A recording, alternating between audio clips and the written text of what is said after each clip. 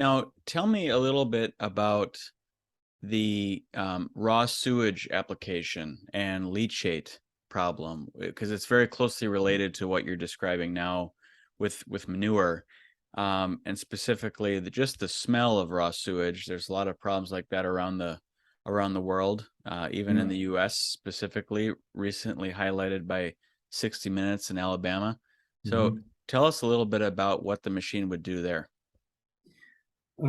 We have processed manure. Again, all those kinds of materials, like pig's manure and human manure, do not differ that much. You have products like digestate, which is the end result of household waste, restaurant waste, hospital waste, all food waste, mainly kitchen waste, that is being processed and dried. All these materials are thick, very smelly, very heavy. And when you put that manure, that human manure in this case, from sewage in the machine, it comes out. And let's have a quick break here, then I'll get the sample for you. Sure.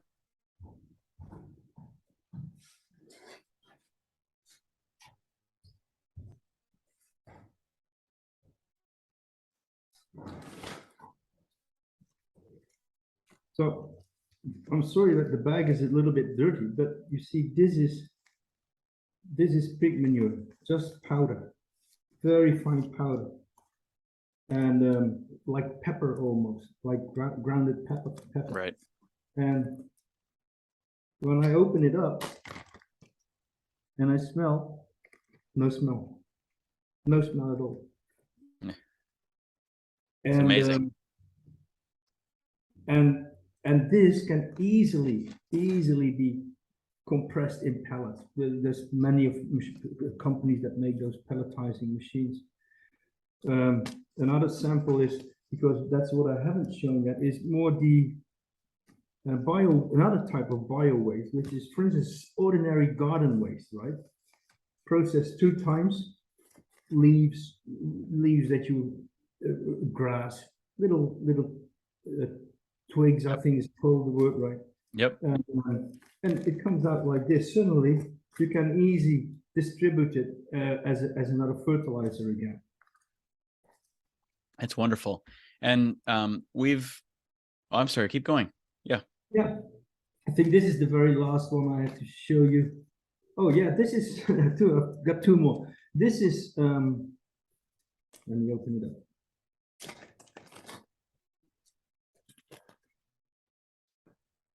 This is tomato stalks, and tomato plants are grown over here in greenhouses, and tomato plants grow over 14 meters long. So how much that is in foot is, let's say 45 feet, and they roll them up, right? So the plant grows tomatoes. They pick the tomatoes from the plant. They roll up the plant, and it keeps growing.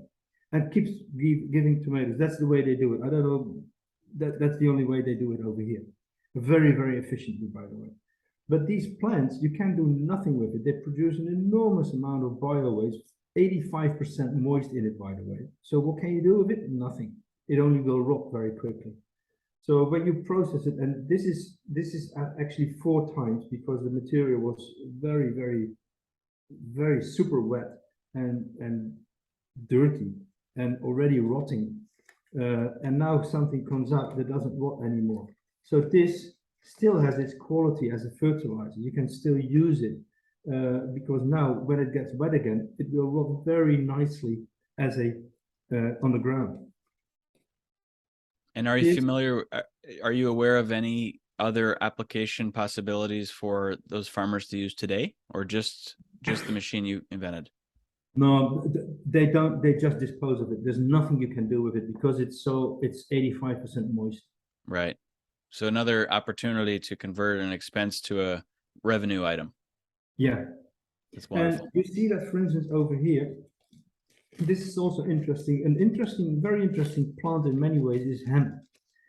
And hemp has its tops where they can take out the oils for medical or semi-medical purposes.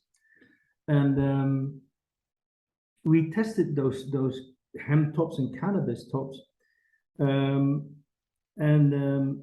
it turned out that compared to the traditional way of drying these tops, which has to be done very quickly because they rot very fast after being harvested, the difference was that we don't use any heat in our system, right? So if you have heat and you heat up materials, food products in general, to 80, 90 degrees centigrade, I'm not sure how much it is in Fahrenheit, I think about 210 or something. That will, especially when it takes a long time to do that and to dry it, it will degenerate, if that is the right word to use here, the nutrients, right? It's not good for the food grade of the product.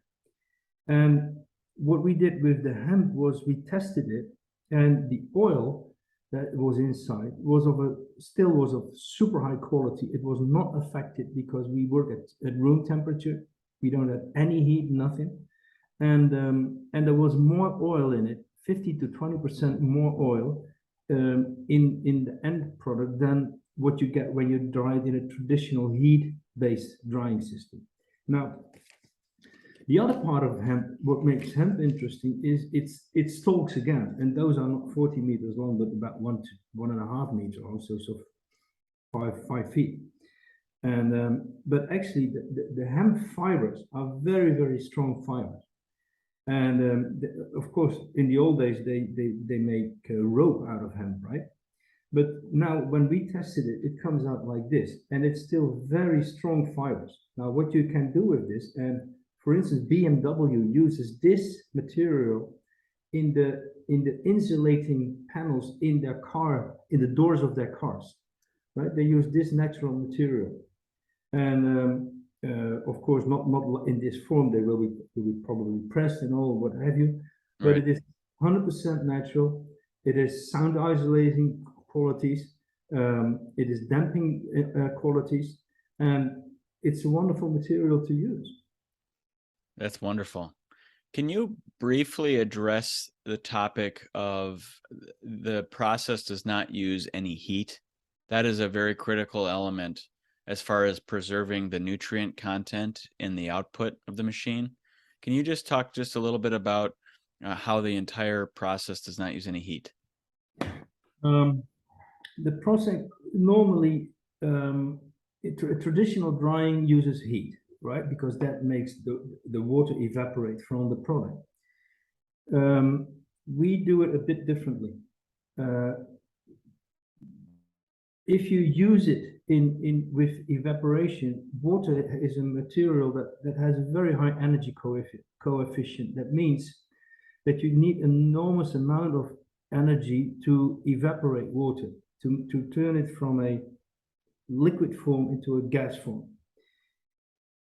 We do that much more efficiently by using just kinetic energy. Let's say we smash the water out of the product first, and then it circulates a while in a cyclone, and through the friction, the temperature goes a little bit up.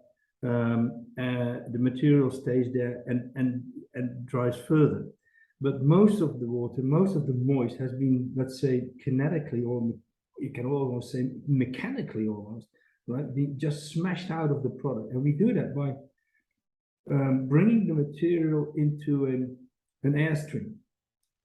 And this airstream goes so fast, it is speed of sound that we bring it in. And then we exert acoustic shock waves on the material in our system, and as soon as that has happened, the material is almost deconstructed, and the water is smashed out. And as soon as it has been done, it comes into a very strong under pressure area, a chamber, right? Low pressure chamber.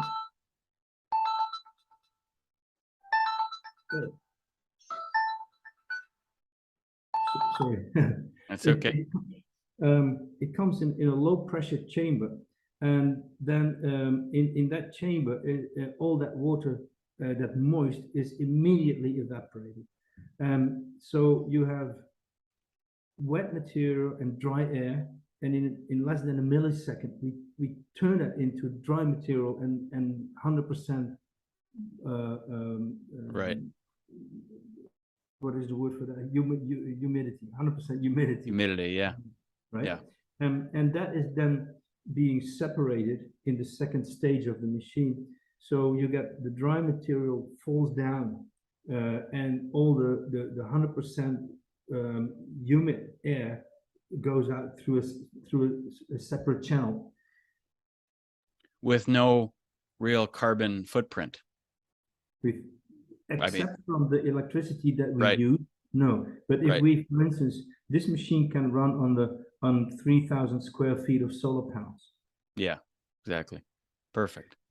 And coming back to one of your earlier questions, we also processed leachate.